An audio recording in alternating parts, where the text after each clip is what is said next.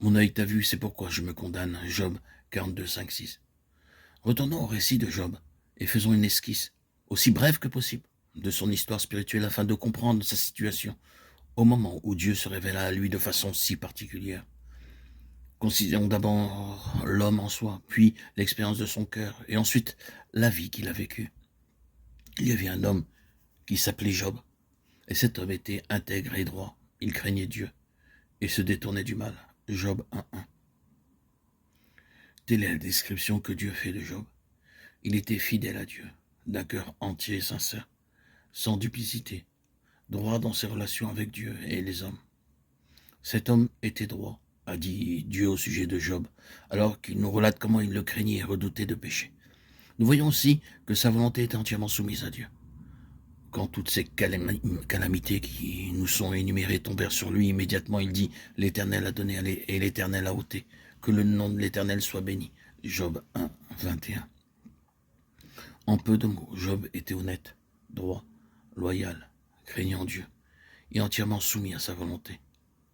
Dans le chapitre 29, nous avons la description de la vie extérieure de Job comme le résultat de son intégrité intérieure devant Dieu.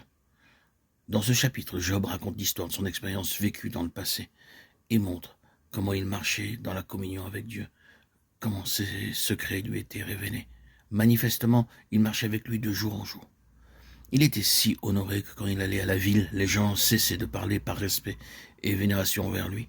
Job dit, si je sortais pour aller à la porte de la ville, les jeunes gens se retiraient à mon approche. Les vieillards se levaient et se tenaient debout. Les princes arrêtaient leur discours, la voix des chefs se taisait.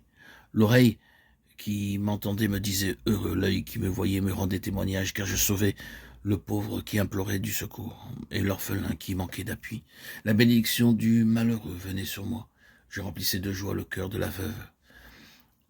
Versets 7 à 13. Quelle vie admirable, marchant dans la lumière de Dieu, dans une évidente communion avec lui, estimé et honoré de tous, et consacrant sa vie au service des autres. Mais disons le langage de Job en ce temps-là. Alors je disais, je mourrai dans mon nid, verset 18. Disait-il dans son cœur, maintenant j'ai atteint un point où Dieu m'honore, m'utilise, travaille à travers moi et tout est bien. Nous pouvons nous imaginer une telle âme au sommet, pour ainsi dire, d'un piédestal spirituel. Dieu même lui rendant témoignage en tout point.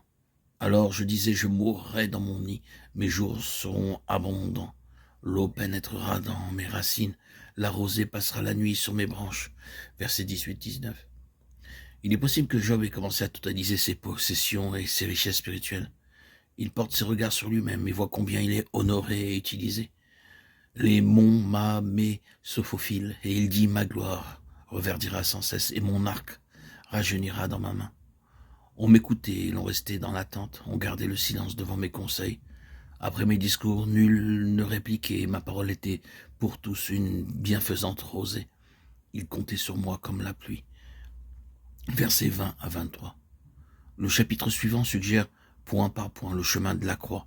Après cette description de prospérité, Job dit « Et maintenant je suis la risée, mon âme s'épanche en mon sein, les jours de la souffrance m'ont saisi.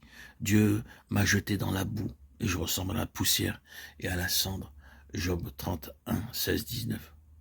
Nous pouvons bien nous demander pourquoi Job avait besoin d'être dépouillé de toutes ses possessions.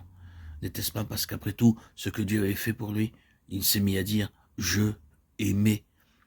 Si nous commençons à dire « je »,« mais »,« ma »,« mon » sur notre expérience spirituelle et sur notre service, Dieu devra sûrement trouver une voie pour nous abaisser jusqu'à la poussière.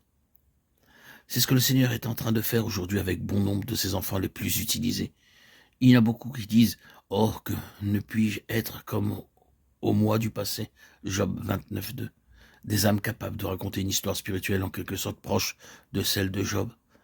Eux aussi peuvent dire « Je suis la risée, mon âme s'épanche en mon sein, et je ressemble à la poussière et à la cendre. »